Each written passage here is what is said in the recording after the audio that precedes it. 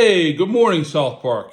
Anderson here again. Hopefully, everybody had a nice breakfast and you're getting ready to start your work. Make sure that you're doing all your work for all your classes. And if there's a problem, check in with your teachers, email whoever you're having a problem with. And hey, as a matter of fact, on Friday, Miss Laritzen is setting up a webinar, and we're going to have one of our famous fifth grade team talks, and it's going to be all of us on the computers. I believe that's supposed to start around noon. I believe she's going to email everybody either sometime on Thursday. For homework last night, I asked for you guys to read pages 86 and 87, where it talked about the costs and benefits of environmental decisions. If you look at your notes that you're doing here, keep in mind, do not send anything to me yet. Don't send anything to me yet. Just save it, and then whenever I go to ask for it, just make sure you have everything together. You can just send it to me at one time. The very first question, it says, what is environmental science? Environmental science is a study of the natural processes and the environment and how humans can affect them. Always remember, we've talked about this word and this definition throughout the year. Environmental science is how mankind can influence the environment in a positive way or unfortunately in a negative way. And also you have to realize, no matter where you are on planet Earth, everything and everybody's connected. One thing way over here, it might seem small, will have an effect on things way over here. As you can see right now, and we're in this pandemic, something that happened in China is now affecting us. Everybody and everything in this planet Earth is connected. For the next question, cost versus benefit. You have to make sure you understand that there's a short-term cost versus a long-term benefit. Whenever you're dealing with something with nature, there's always going to be developers who want to go after the quick buck, go after the cash. How will it affect Mother Nature? How will it affect us in the long term? So that's the thing that we always have to balance. Is it good for quick money now, but how is it going to affect everybody 20, 30 years ago? We talked about the chemical yesterday, DDT. At that time, in the late 50s, early 60s, DDT was a wonder drug, wonder chemical. It could kill anything, and it could control the insect population. 10, 12 years later, we understood that it was a very, very hazardous chemical and had negative effects on planet Earth and human beings themselves. If you look on page 87, they had a great article about a scenario about the continent of Antarctica. Now, Antarctica, think of the South Pole, there is tremendous, large amounts of oil reserves there. And everybody, or excuse me, I should say all the nations have made a agreement not to drill for oil, even though there's some major oil companies who want to go there because they can get the quick buck.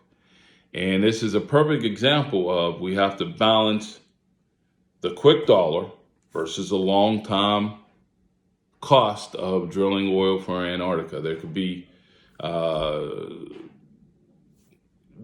dangerous to the penguin population. They could pollute the waters there.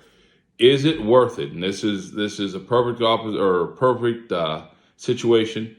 The short-term effect versus the long-term effect.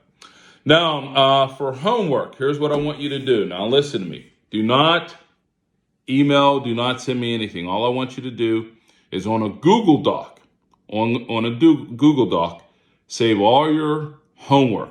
It is on page 87. It's at the very bottom. 87, very bottom. There are 6 questions. There's letter 1A, 1B, 1C.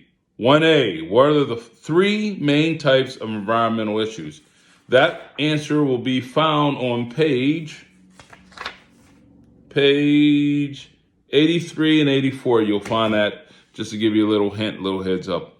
Letter B, Why is the population growth an environmental issue? Think, more and more people are born, more and more people need things. What effect does that have on planet Earth? Relating cause and effect. How might a growing population affect the supplies of trees, a renewable resource? Explain your answer. That's a great question. 2A, why is weighing the costs and benefits useful for decision makers? Classifying, name one economic cost and one economic non-cost of drilling oil in Antarctica. List one benefit for drilling oil in Antarctica. And then letter C, suppose you were a world leader faced with the question of drilling in Antarctica. What decision would you make? Give reasons for your answer. So that's a great question. You are a world leader, and it's up to you. Let's say you're the deciding vote. It's 50 versus 50. Should you drill for oil in Antarctica or shouldn't you? That's a great question. Just type it all up, save it. Don't turn anything into me. Just set or have it ready when I go to ask for it. Make sure you turn it in. Now, on Friday, there will not be any book work. Friday, we're going to do a little bit of activity here. Couple things that I want you to get. We're going to do this on Friday. Very first thing you're going to need is a trusty pair of scissors. You're going to need one, at this time I have two, but one paper plate. You're going to need some string or yarn. I believe this is old shoelace. And you're going to need Vaseline, or in this case, cocoa butter. We didn't have cocoa or Vaseline, so my daughter all brought down some cocoa butter. We're going to make a pollution catcher. So for Friday, paper plate, scissors, string, yarn, shoelace, Vaseline, or cocoa butter. All right, make sure that you look for the email from Mrs. Lauritzen talking about the other work or the class meeting that we'll have on Friday from 12 to 12:30. Hey, stay safe, stay healthy. Any questions you have, please email me. I'll get back to you as soon as possible. Cameron Caldwell, those notes are coming to you, buddy. I'm finding the answer key and I'm going to send it out to you. Hey, everybody, stay safe. See you on Friday. Bye-bye.